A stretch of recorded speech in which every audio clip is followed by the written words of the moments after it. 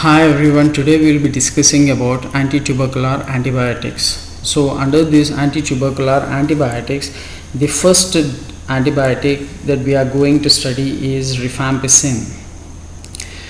So rifampicin, it has the other terminology called rifampin. Rifampicin is used by INN and BAN, whereas rifampin is used by USAN. INN, what does it mean?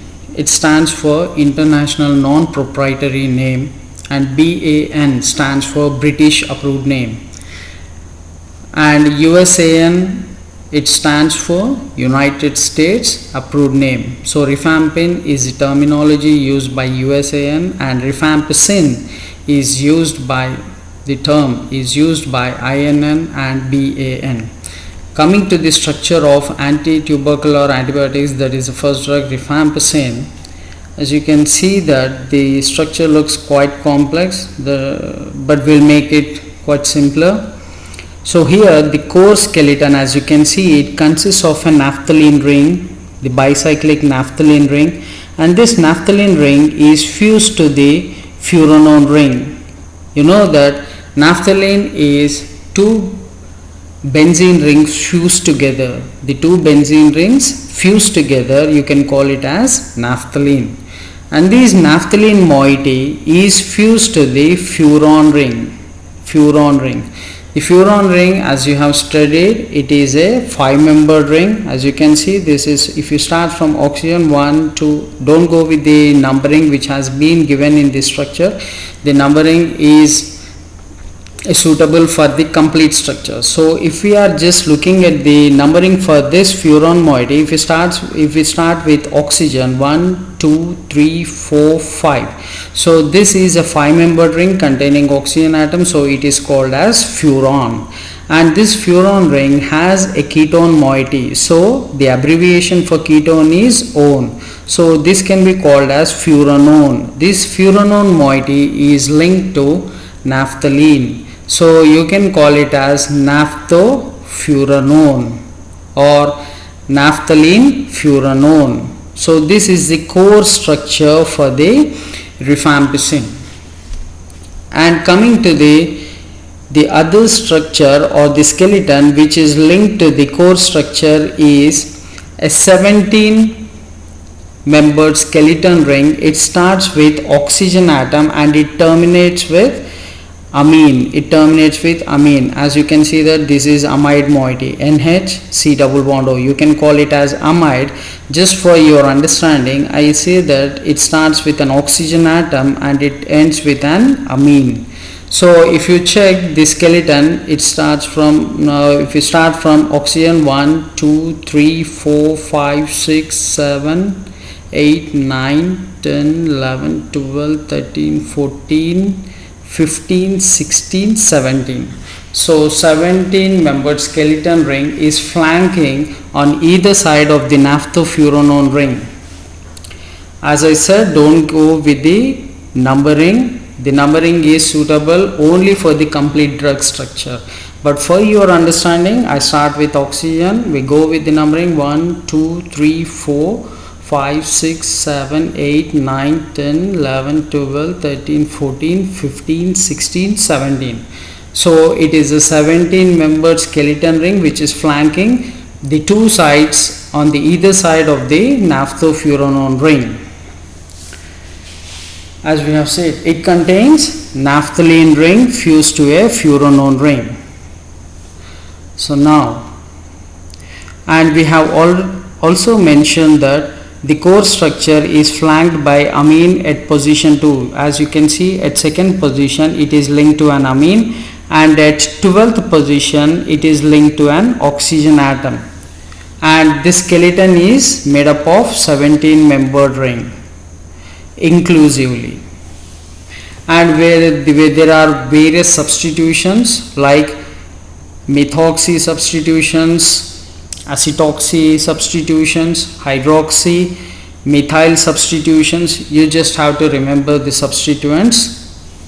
So this structure what it contains, it consists of the core structure, which is naphthofuranone or naphthalene furanone, and it is flanked by on either side by a 17 membered ring, and the heteroatoms involved are oxygen and nitrogen, that is in the form of amine and oxygen atom.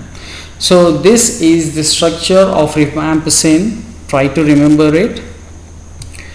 And coming to its structural details,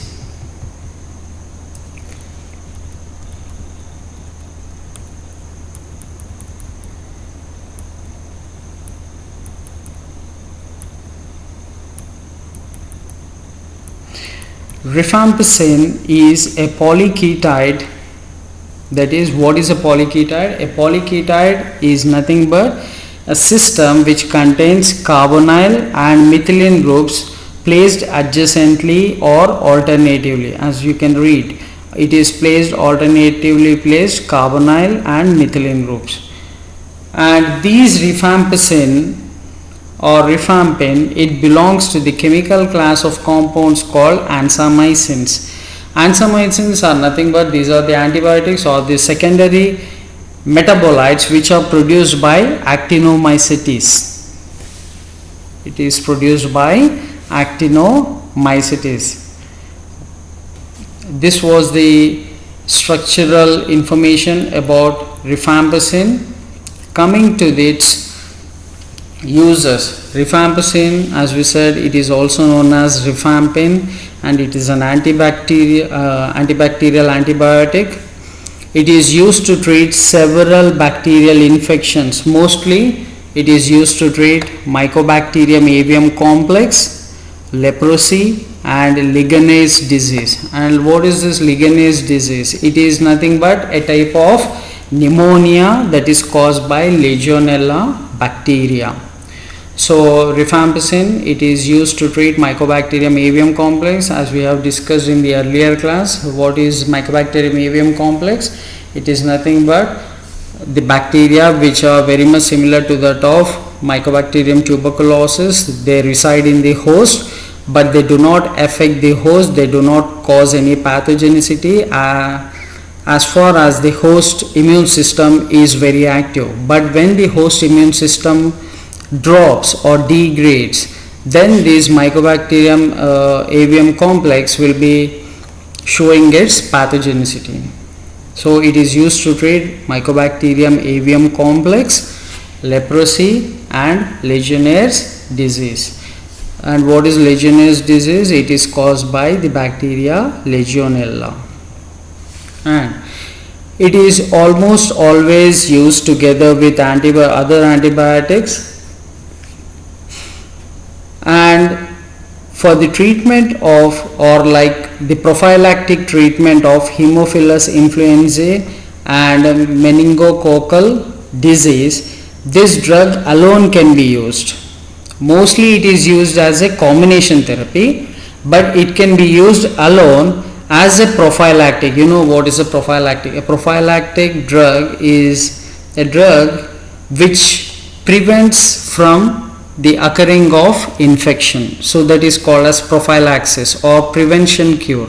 So the drug alone is used as a prophylactic in the infection caused by Haemophilus influenzae and meningococcal disease.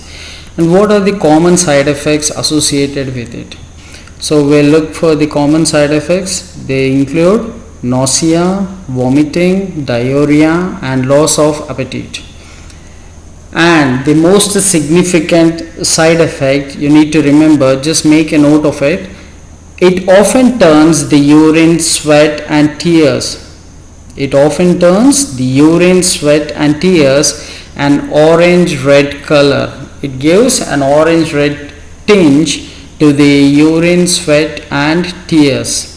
So this is the adverse effect or side effect caused by the usage of rifampicin or rifampin. This is very important.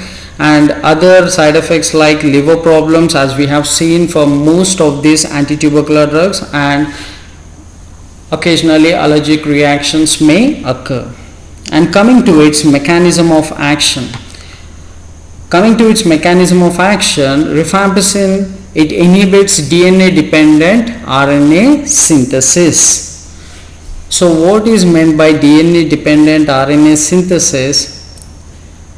So here we see that the DNA is a double stranded structure as proposed by Watson and Crick. So in this, one of the strand will behave as a template for the transcription of RNA. Out of the two strands of DNA, one strand will be used as a template. So this template will contain the genetic sequence. So that genetic sequence will be read by the enzyme RNA polymerase, and it transcribes the new RNA using the enzyme RNA polymerase. So here, as you can see the structure, the DNA consists of two strands, out of which one strand is a template strand. So this template will be used for the generation of RNA. And what is the enzyme involved in the generation of this new RNA? The enzyme is RNA polymerase. That is the reason it is called as DNA dependent RNA polymerase. Why? Because the polymerase is depending on the template of DNA. So this RNA polymerase will bind with the template and it will generate the new RNA by the process of transcription. As we have studied, what is transcription? Generation of or the synthesis of new RNA from the template of DNA. It is called as transcription. And what is translation? The information contained in the RNA will be used in the formation of new proteins by the process of translation. So you know the difference between transcription and translation. So here this rifampicin is inhibiting the process of transcription, that is the generation of new RNA from the template of DNA. And what it is inhibiting? It is inhibiting the enzyme RNA polymerase. As you can see clearly from the diagram, it itself is a very clear picture. You can see the rifampin is inhibiting RNA polymerase for the synthesis of new RNA. So this is the mechanism of action of rifampicin. And coming to its pharmacokinetics, 4-amino-salicylic acid, the last drug we have studied yesterday, the 4-amino-salicylic acid, also called as para-amino-salicylic acid. So this drug, if taken together, it causes decreased absorption of rifampicin. And coming to its uses, rifampicin has some effectiveness against vaccinia virus. Mostly it will be used as an antibacterial, but there are some cases where these drugs or antibiotics may have some antiviral activity, like it is inhibiting vaccinia virus. And rifampicin is used for the treatment of tuberculosis in combination with other antibiotics such as pyrazinamide, isoniazid and ethambutol. This combination therapy we have been discussing from the last class. Most of the antitubercular drugs are given in a combination therapy. And coming to the other uses, rifampicin is also used to treat non-tubercular mycobacterial infections like leprosy. Leprosy, it is also called as Hansen's disease. This is very important. Just make a note of it. Leprosy can also be called as Hansen's disease, and it is also used to treat Mycobacterium cancerci. Mycobacterium cancerci. So what are the main uses? It may also have some antiviral activity against vaccinia virus, and it has antibacterial activity against Hansen's disease, leprosy. You know that Mycobacterium leprae, it causes leprosy. It is also known as Hansen's disease, and it is also used to treat the infections caused by Mycobacterium cancerci. So this was about rifampicin. Coming to rifabutin. So rifabutin, it also belongs to the same structural class of ansamycins. What are ansamycins? These are the group of antibiotics which are produced by Actinomycetes species, produced by Actinomycetes. So rifabutin also has the structure similar to that of rifampicin, like it has a polyketide structure with slight structural modifications. Because of this structural modification, it has got the other name like rifabutin. We'll be seeing the differences between rifampicin and rifabutin. So if we compare the structure of rifampicin and rifabutin, as you can see, most of the structure is quite similar, only the differences are being marked over here just for your easy understanding. See here, in rifampicin there is a hydroxy group. This can be called as phenolic group. This phenolic group is oxidized to the ketonic group, and there is a substitution of piperazonyl moiety which is linked to the nitrogen. This is a piperazonyl moiety, and over here we have a piperidinyl moiety. Piperidine, you know that it is a 6-membered ring containing nitrogen in the completely saturated form. It is called piperidine, and a 6-membered ring containing 2 nitrogen atoms. If it was aromatic, it is called pyrazine, but here you can see that it is completely saturated, so it is piperazine. Pyrazine is aromatic. Non-aromatic 6-membered ring with 2 nitrogens at 1 and 4 position, it is called piperazine. And piperidine, you know, it is a 6-membered ring containing nitrogen, and it must be aromatic, then we call it as pyridine. But here, as you can see, it is completely saturated, so it is piperidine. And these are the significant differences between rifabutin and rifampicin. The other structures and substitutions, mostly they are similar with that of rifampicin. So these two drugs, that is rifampicin and rifabutin, they belong to the structural class polyketides, and they belong to the class of ansamycin antibiotics. So this was the structural explanation. And coming to the uses. So rifabutin, it is an antibiotic used to treat tuberculosis and treat Mycobacterium avium complex. Most of the antitubercular drugs are used to treat Mycobacterium avium complex. Just now we have seen what is Mycobacterium avium complex. And the most significant point this has to be remembered is it is typically used in those patients who cannot tolerate rifampin or rifampicin, such as people with HIV or AIDS, and they are on antiretrovirals. And what are these antiretrovirals? Antiretrovirals are nothing but these are the drugs which are used to cure or prevent the extreme symptoms of AIDS or HIV. So antiretroviral therapy is used for the treatment of HIV or AIDS.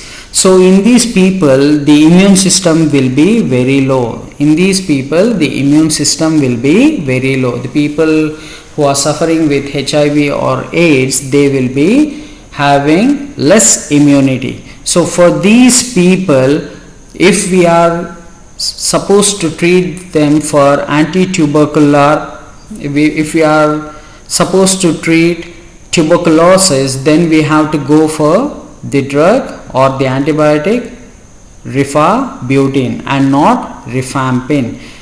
Why? Because these people are low at immunity. They cannot tolerate rifampin, so alternatively they can be prescribed with the antibiotic rifabutin. This is more significant point you must be understanding. It may come in your exam or any entrance exam. So coming to the next point, rifabutin is used in the treatment of Mycobacterium avium complex disease and a bacterial infection mostly encountered in people with late stage AIDS.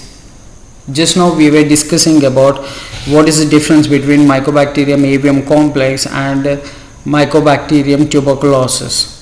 In Mycobacterium avium complex, the bacteria are very much similar to that of tuberculosis bacteria, but they are not active in the host.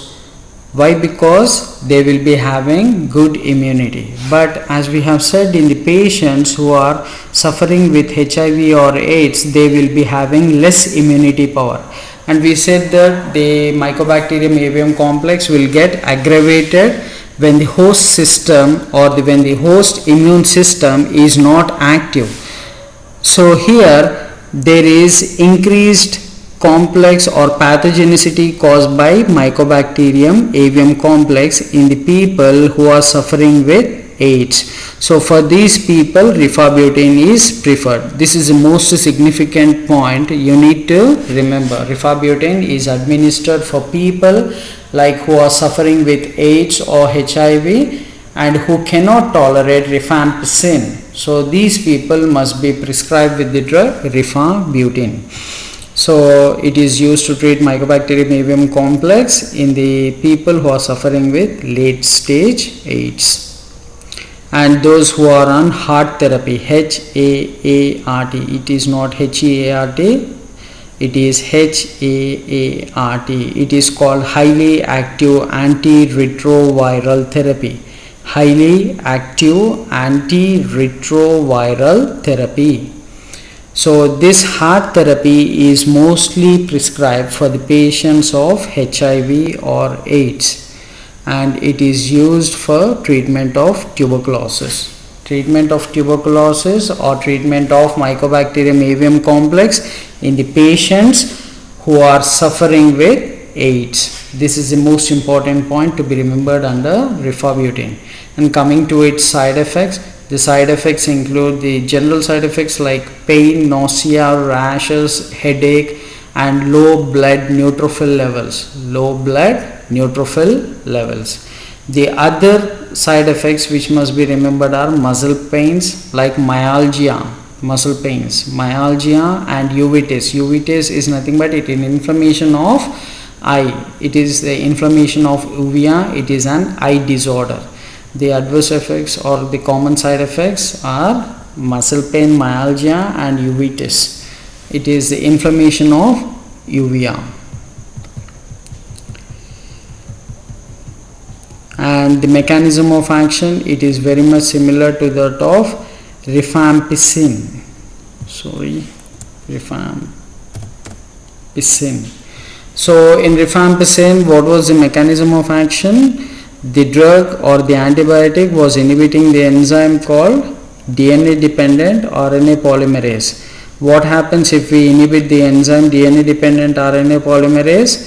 It will inhibit the transcription process. What is transcription? That is nothing but generation of new RNA from the template of DNA.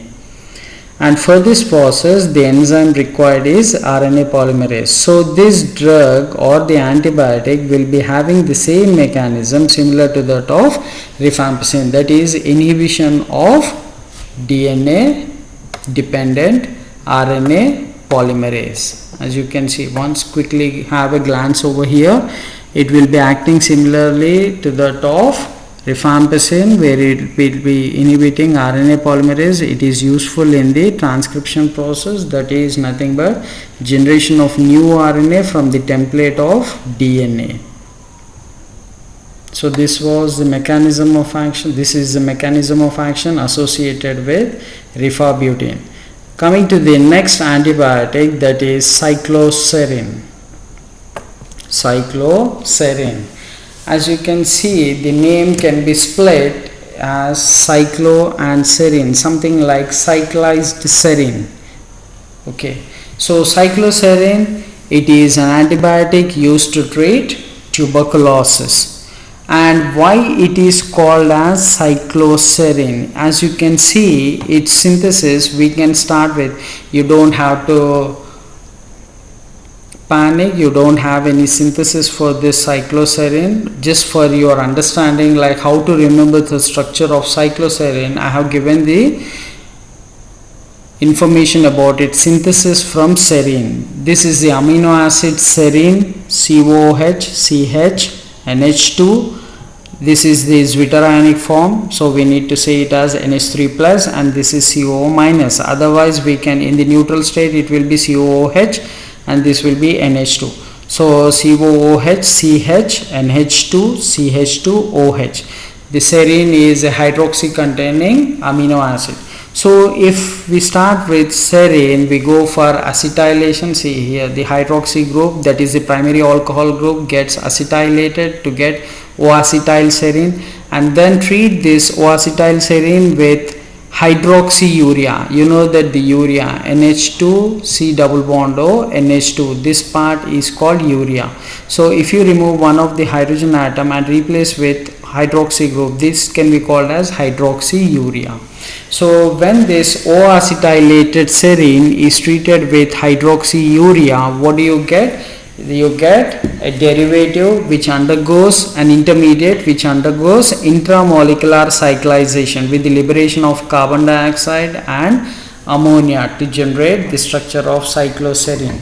So here we need to remember the structure of cycloserine, something like we can get some part of the structural information, like a cyclized serine is called as cycloserine. So you have studied the structure of serine in your biochemistry class. The serine, it is COOH, CH, NH2, CH2, OH. Serine, it is cyclized to give cycloserine. You can see the structure over here. This is the structure of cycloserine. So cyclized serine, it can also be called as cyclized serine. So it is an antibiotic. It is used to treat tuberculosis, and it is used to treat active drug resistant tuberculosis. Active drug resistant tuberculosis. So this tuberculosis, we have said that it is of two types. One is the latent phase, which does not have much symptoms, but the acute stage or the active stage has symptoms like blood with mucus when we cough. So this active stage of tuberculosis is resistant to some drugs. So in those cases you can administer cycloserine. It is used to treat active drug resistant tuberculosis, and what is the route? It is by oral route. And so this was the structure of cycloserine. It is a 5-membered ring. It is a 5-membered ring containing oxygen atom and NH, and this is a carbonyl group, and there is a substitution of NH2 group. This is a 5-membered ring. Just like if you do not have this NH group, then this can be called as furon ring. But just try to remember the structure of cycloserine, comparing it with the structure of serine. So that will be much useful. The cyclized form of serine is cycloserine.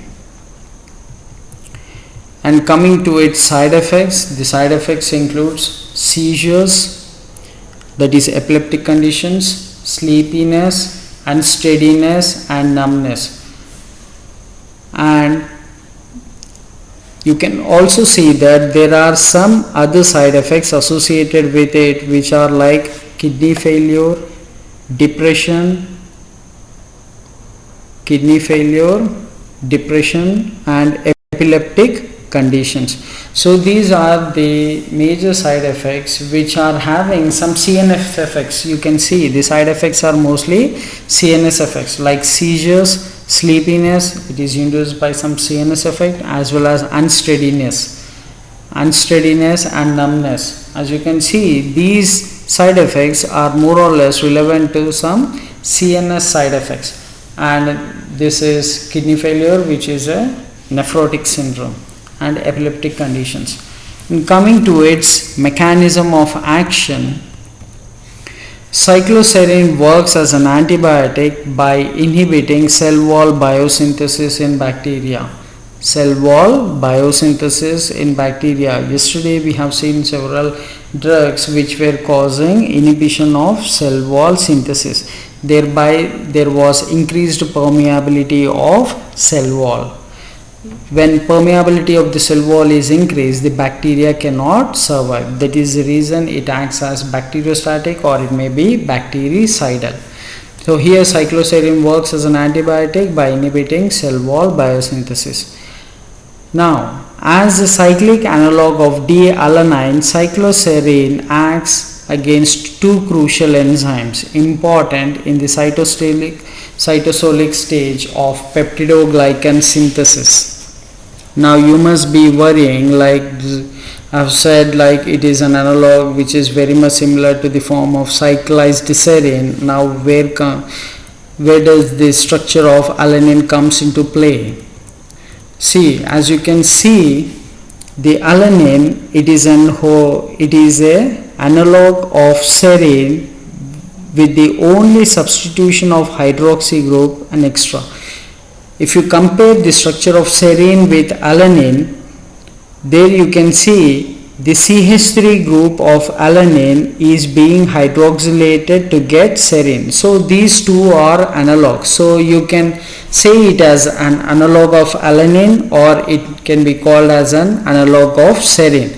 But in order to remember the structure, you prefer to go with the cyclized serine structure. In order to write the structure, remember the structure which correlates with the cyclized form of serine. So here you can see the alanine and serine, they have the same structure, everything is same, COH, COH, CH, CH, NH2, NH2, this is CH3, and over here instead of CH3 it is CH2OH, means one of the hydrogen atom has been substituted with hydroxy. So they are more or less having the same structure, so it can be called as an analog. So here you can call it as a cyclic analog of D-alanine, you can call it as a cyclic analog of serine, or you can call it as a cyclic analog of D-alanine.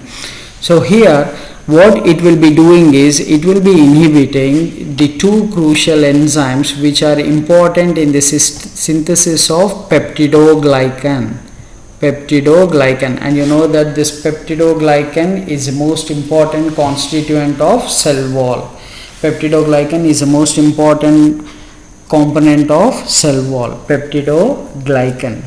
So here what are the enzymes that are being inhibited by cycloserine? One is alanine racemase and another one is D-alanine ligase. You know that ligases are something which causes fusion. Ligase is to fuse, ligate means to fuse, and racemase, what does it do? Racemase is something related to racemization. What is racemization? Go back to the organic classes, where what is a racemic mixture? Racemic mixture is nothing but it is a mixture of two enantiomers. One may be the L form, the other one may be the D form. That is called a racemic mixture. So racemase is related to racemization, and ligases are related to fusion, that is the link between two amino acids. So here what is the most important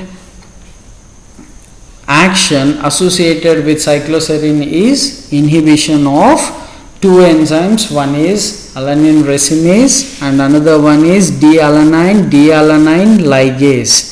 So thereby it will inhibit the synthesis of peptidoglycan, and peptidoglycan is the most important constituent of cell wall. So the overall effect of cycloserine is inhibition of cell wall biosynthesis. So this is the mechanism of action of cycloserine. And coming to the next drug, capreomycin.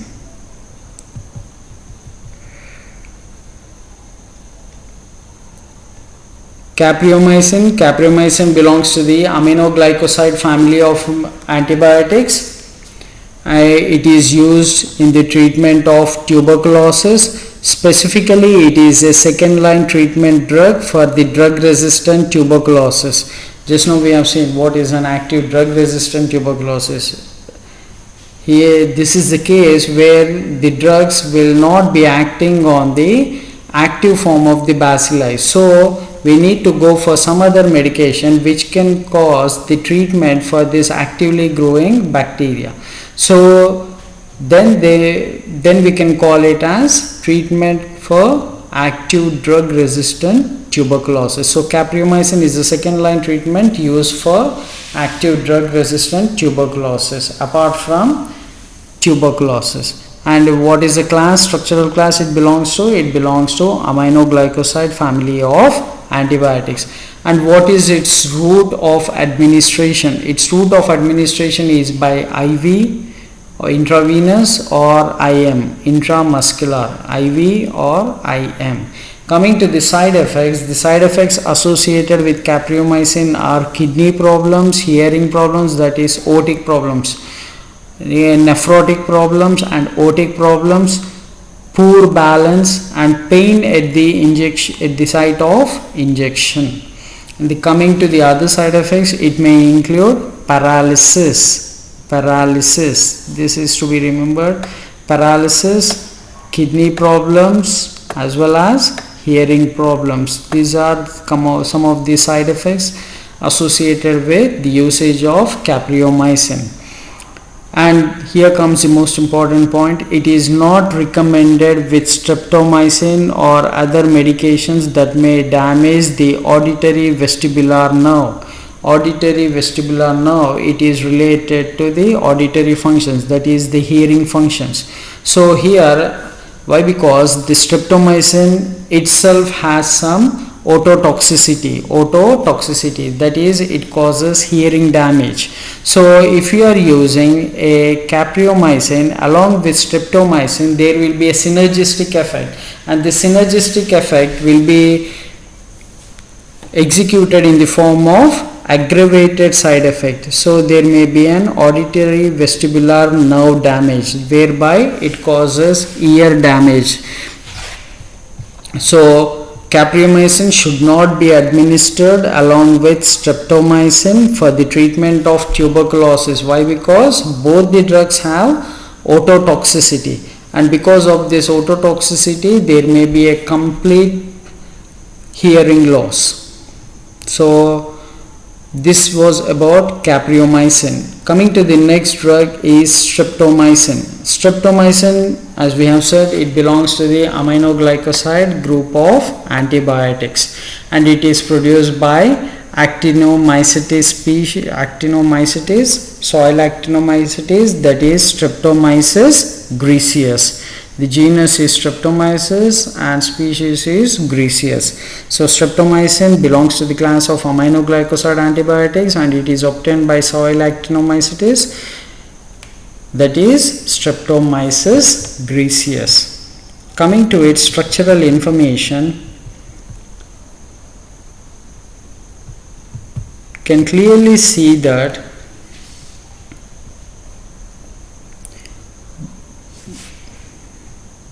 the structure consists of three important components. One is streptidin, the other one is L-streptose, and the other component is N-methyl L-glucosamine.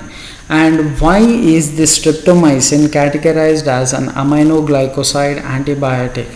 Aminoglycoside, what is a glycoside? Glycoside is nothing but it is a carbohydrate, and in carbohydrate you have seen that the carbohydrates, they have various hydroxy substitutions. If any hydroxy substitutions are being replaced by amine groups, then that glycosides can be called as aminoglycosides. As you can see, this is a sugar moiety. This is a 6-membered sugar moiety in which one of the OH group is being replaced with NH group. So you can call it as aminoglycoside antibiotics. And here, coming to the A-glycan part for the antibiotic, you can call it as streptidin.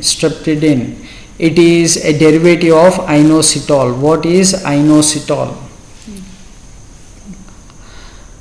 Concentrate here, inositol. Streptidin, it is a derivative of inositol. What is inositol? Inositol is a 6-membered ring containing hydroxy group at every carbon, as you can see here.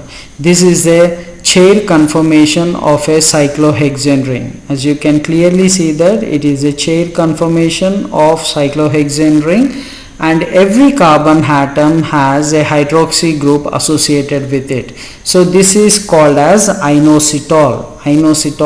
And you can see that the structure of inositol is very much seen in the structure of streptomycin. The only difference is there are two guanidine groups. What is guanidine? NH2 C double bond NH NH2. This is called as guanidine. This is one guanidine group and this is the another guanidine group. So here there are two guanidine groups which are replacing hydroxy groups in the structure of inositol. The remaining everything is common. So streptidine structure you can remember easily. Just draw a 6-membered cyclohexane ring. The conformation is a chair conformation. Place all the hydroxy groups, and two hydroxy groups you need to replace with guanidine moieties. So here comes your structure for streptidine. And coming to the sugar, streptose, it is a furanose sugar. What is a furanose sugar? Furanose sugar is nothing but it is a sugar which has the furan ring in it. And what is a furan ring? Furan ring is a 5-membered ring with oxygen as a heteroatom. As you can see, 1, 2, 3, 4, 5. This is a 5-membered ring containing oxygen atom. This is called as furan. It is a furanose ring. So L-streptose is a furanose sugar, and N-methyl L-glucosamine, this is a pyranose sugar. You know that what is pyran? Pyran is a 6-membered ring. Pyran is a 6-membered ring. If you replace any one of the carbon atom with oxygen atom, then that is called as pyran. A 6-membered cyclohexane ring in which one of the carbon atom, if we replace with oxygen atom, you call it as pyran. So this is a pyranose sugar and it is a furanose sugar. And what is the A-glycan moiety? That is the active constituent. It is streptidine. Streptidine, it is a derivative of inositol. Inositol, it has a 6-membered ring in the chair conformation. It has all the OH groups placed at each carbon atom, and if you replace any two hydroxy groups are substituted with guanidine rings, that guanidine groups, that is NH C double bond NH NH2. Guanidine is NH C double bond NH NH2. This is guanidine. So two guanidine groups, if you are replacing in the structure of inositol, then you get the A-glycan moiety which is called as streptidine. And coming to its sugar, the sugars are L-streptose, it is a furanose sugar, the 5-membered ring, and the glucosamine, it is a 6-membered ring sugar, that is a pyranose form. As you can see here, the characteristic features include guanidine in A-glycan, streptose sugar contains furan ring, furanose form, and N-methyl L-glucosamine contains pyran ring, that is in the form of a pyranose sugar. And inositol structure we have discussed just now. So easy to remember, just draw a 6-membered ring. As you know, the structure of inositol, place all the hydroxy group, erase two hydroxy groups and replace it with guanidine ring. Just make an oxygen linkage of the streptidine with the streptose sugar, that is 5-membered sugar, and make another oxygen linkage with the pure pyranose sugar. Pyranose is a 6-membered sugar. Excuse me. And what is the R substitution in the case of streptomycin? R is aldose sugar. So streptose is an aldose sugar. R is aldehyde. If aldehyde is present, it is called as aldose sugar. So streptose is an aldose sugar. If it was a ketone, then it may be called as ketose sugar. But because of the presence of aldehyde, it is called as aldose sugar. So the structure consists of streptidine, L-streptose, and N-methyl glucosamine. So this is the structure of streptomycin. And coming to its uses, Excuse me. Streptomycin is an antibiotic used to treat several bacterial infections, and here we are mostly concerned with tuberculosis. So it will be used to treat tuberculosis, Mycobacterium avium complex, bacterial endocarditis, brucellosis, and Burkholderia infection, plague, tularemia. Tularemia, it is also called as rabbit fever caused by Francisella tularensis. Francisella tularensis is a bacteria which causes tularemia. So tularemia can also be called as rabbit fever, and it is also used to treat plague, brucellosis, Burkholderia infections, bacterial endocarditis, Mycobacterium avium complex, and tuberculosis. For active tuberculosis, it is often prescribed along with the other drugs like isoniazid, rifampicin, and pyrazinamide. Just like the other anti-tubercular drugs, they are given in combination therapy.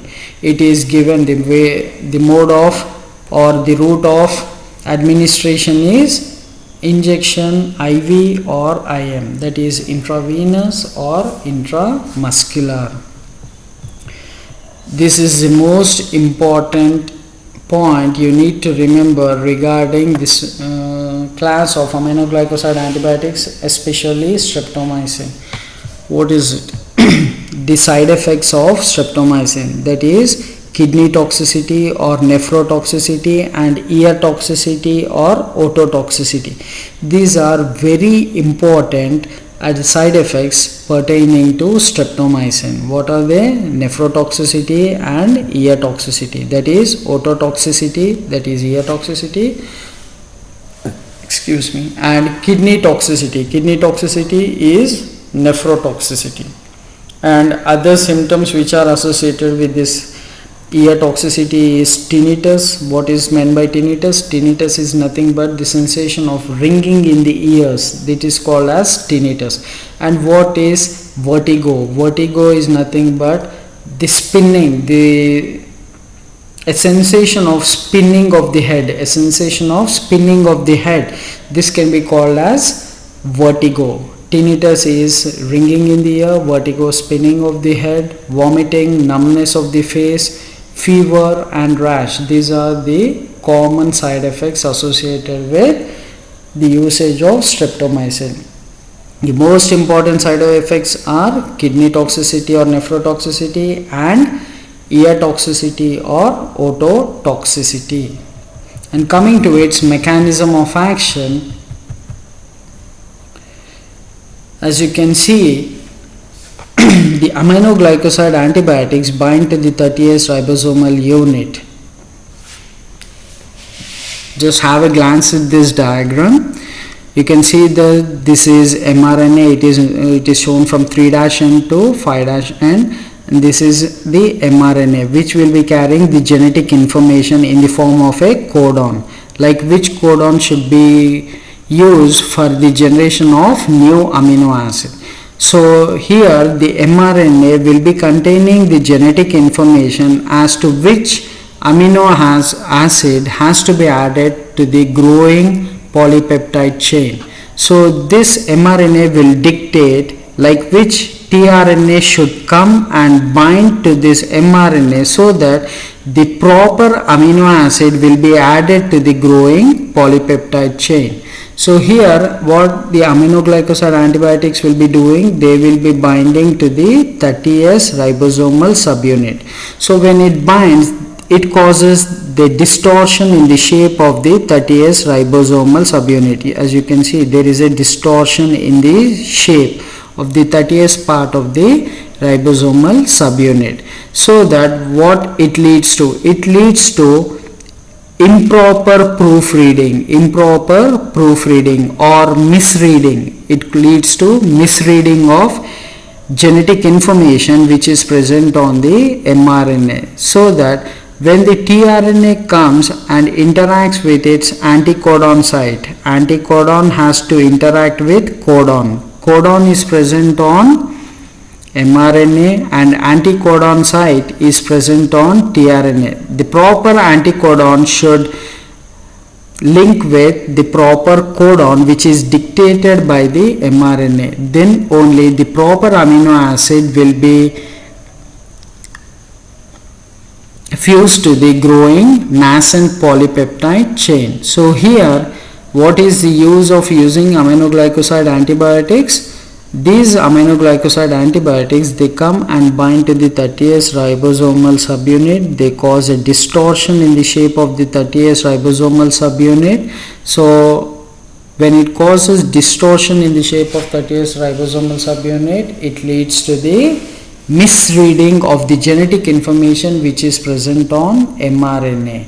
So this mRNA misreading will lead to the production of faulty proteins. If proteins are not coded properly, that may lead to misfolded proteins.